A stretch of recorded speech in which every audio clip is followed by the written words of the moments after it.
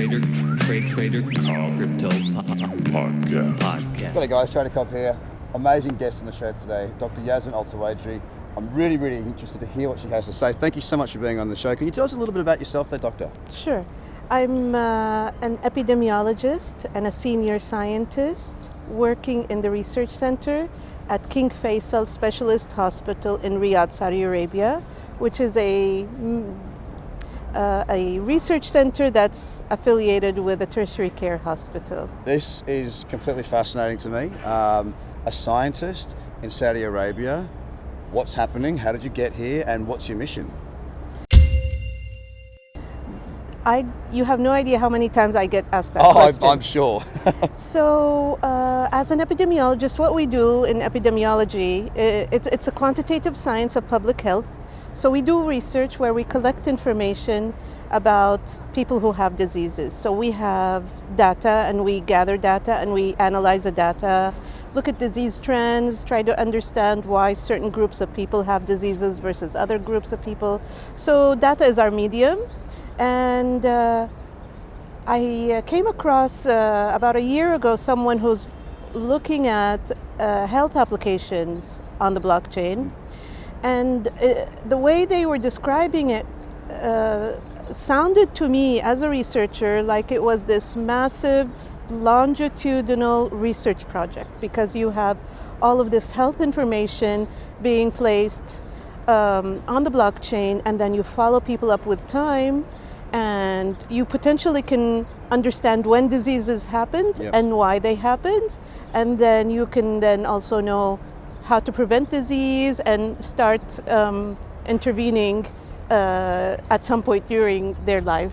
So that's how I saw the connection between research, public health research, and the blockchain.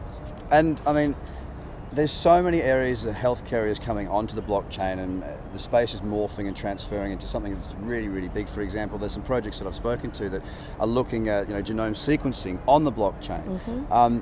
Everything's coming back towards better healthcare for the most part. Is it the same sort of? I mean, I know you were talking about different types of people, different age groups, different parts of the world having different diseases. You're trying to understand why. Why is it important that is on the blockchain and not just the way it already is? Well, right now, if I was a patient and I went to see a doctor, they would put my information on their medical records, electronic medical records.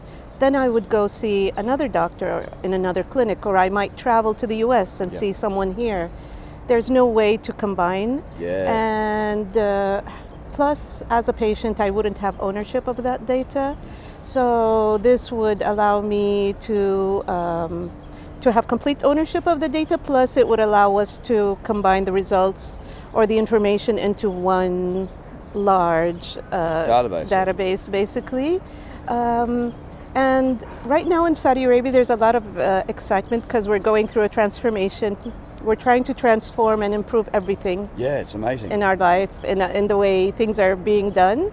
And we think that if we develop the infrastructure for health applications and blockchain, that if we're going to do this transformation, we should go ahead and do this as well. Well, it's an amazing cause. I mean, so essentially, I'm trying to think of the practicalities, right? Mm-hmm. A lot of the viewers and listeners want to know, how does it affect me? We talk about the tech a little bit, but we talk about the real world use case. You sort of pointed it out a little bit. I'm from Sydney. Mm-hmm. I've had a very long flight to get over here. My jet lag's cool now. We're all good. But I mean, the point I'm trying to make is, what you're saying is that once this is created and you have the ecosystem that you are creating and bringing together at the moment, I'll effectively be able to have the records of my health from my doctor in Sydney, and if I get ill here in New York, they can tap away at their computer, whammo, there's my details, and I can be treated accordingly based on my past histories and also who I am and my genes and where I'm from. Is that correct? Absolutely, and that's a short-term benefit. Yep. But the long-term benefit to society is even, I think, multitudes stronger. Yep. Because the more information you have about people and their health, me as a researcher or any researcher, the more people and the more data that we have, the more power we have to look at relationships and understand the nuances between the risk factors that how we live our life on a daily basis and why disease develops. So I'm not only concerned about disease and treatment, I'm personally focusing on hoping that we will be able to use this to focus on prevention. Yeah, well, that's the big thing in medicine, isn't it? I mean, the medicine industry and having to have medicine is important when you're sick, right? If you're not sick, well, then how do we be better? We talk about exercise, we talk about eating well, but that's just sort of pretty good advice to live your life, right? In this sort of level of research, you can find sequences that sort of point in the right direction. This person at this age has a high probability of X disease. Therefore, if we fill the body throughout their lifetime with XYZ, then we've got a much better chance of maybe not preventing, but prolonging until that illness comes about. Is that the sort of idea for the more longer term vision? Or short term is a doctor thing, long term prevention in a big way? Absolutely.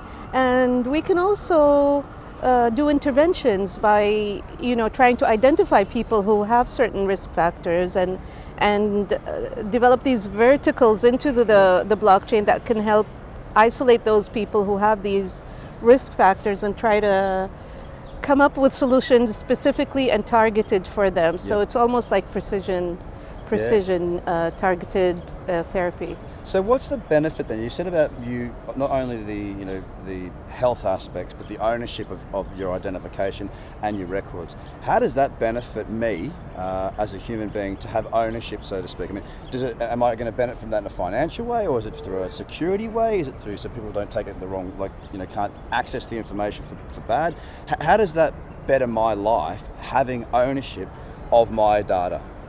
Well, I mean, that's the whole philosophy that we're trying to see if we can change the way the system currently operates. I can give you an example from a pharma clinical trial, for example.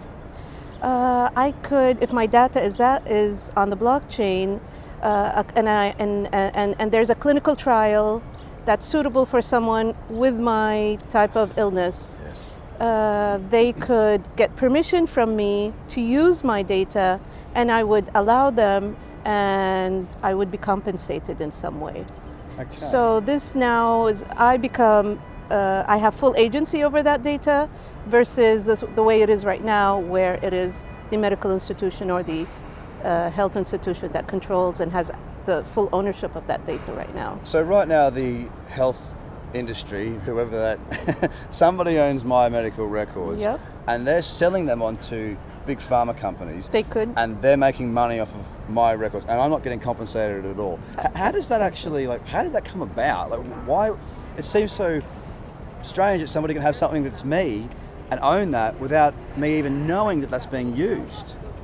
Well, I mean, there are laws that protect patients' rights, obviously, but then when your data is anonymized, and it's anonymous who those patients are, you can get away with certain things, but I don't want to alarm any people right now, because I assure you that there's a lot of protection to prevent that from happening. But I think the system that we're aiming for is a much more just way of dealing with these types of situations. And look, let's dive into the Saudi Arabia part, because I am fascinated there as well. It does appear, I mean, look, I've not been there. I'd love to go there. It seems like an amazing place, a very different way of operating, but it seems like it's maturing. Maybe that's the wrong word, and sorry if I offend, and I'm not trying to.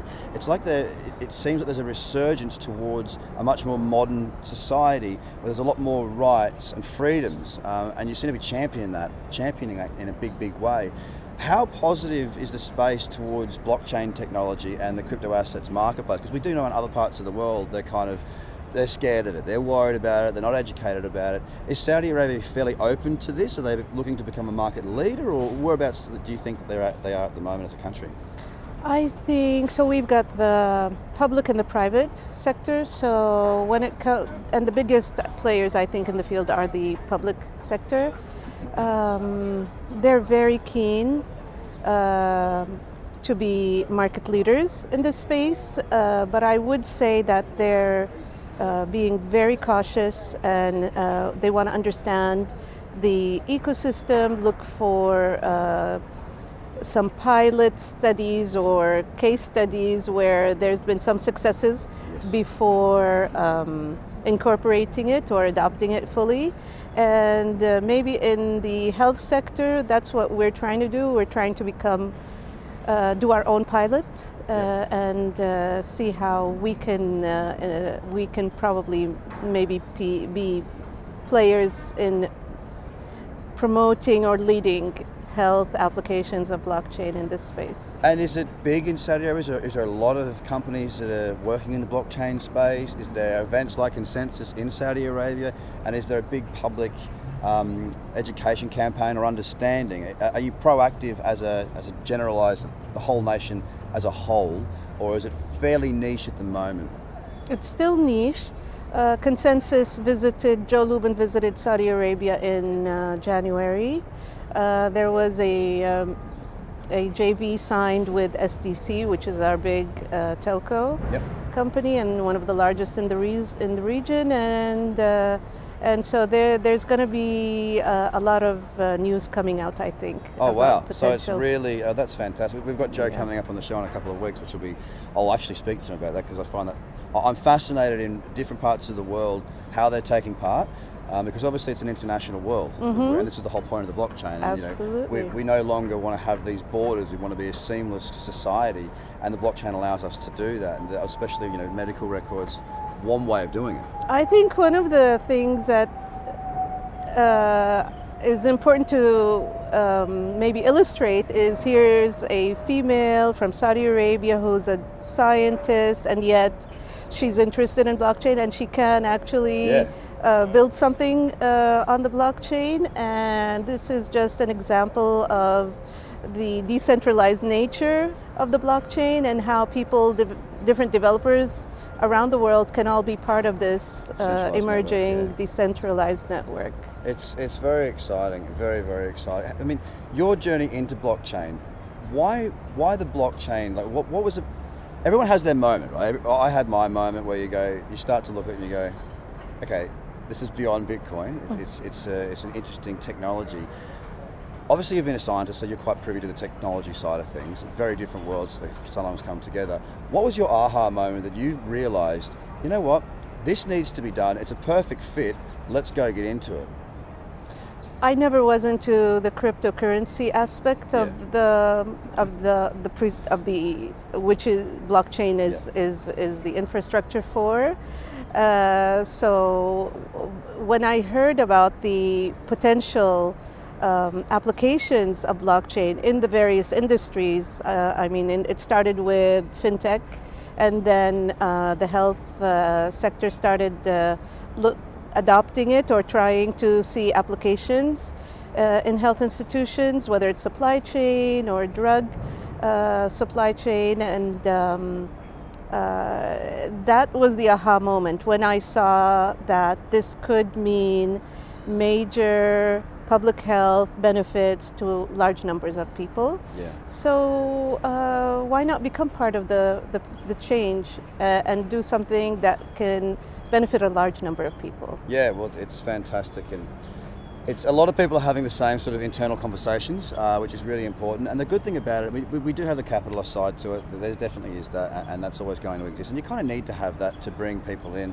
They need to be, monetized as well. But a huge positive movement coming in as well, from things from voting to your healthcare to all sorts of different areas of the world.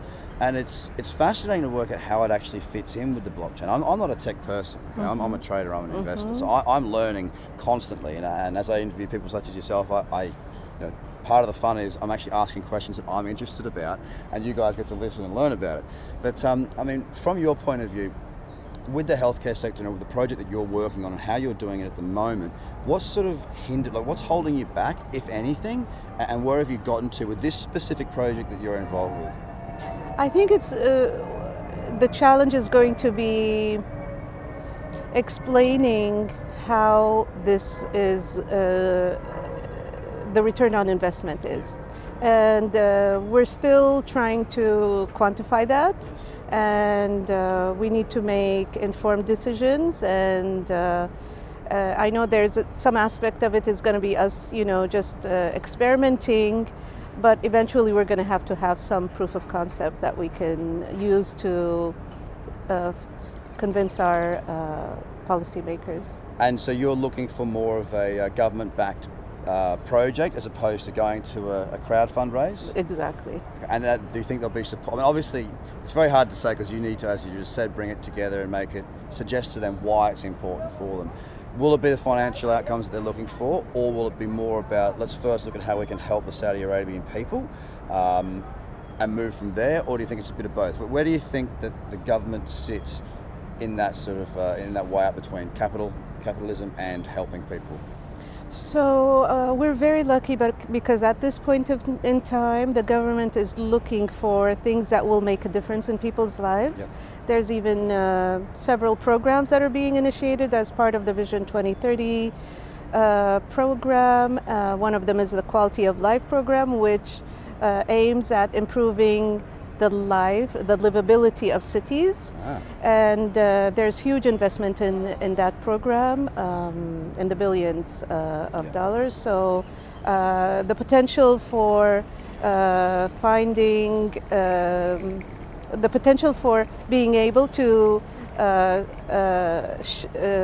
show the policymakers the justification behind investing in such one of these projects is hopefully not going to be that difficult if we can come up with a good project. So the money's there, the willingness is there, Yeah. the desire is there, and the sort of vehicle to fund these projects is there.